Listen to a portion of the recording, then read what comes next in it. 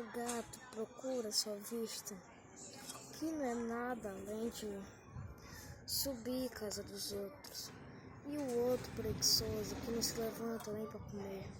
É que nem muita gente nesse Brasil. Enquanto o outro se exercita subindo em casas. E isso é problemático para os gatos.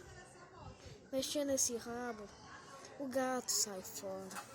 E o outro preguiçoso ainda está lá, à procura de outros gatos que não tem nesse lugar.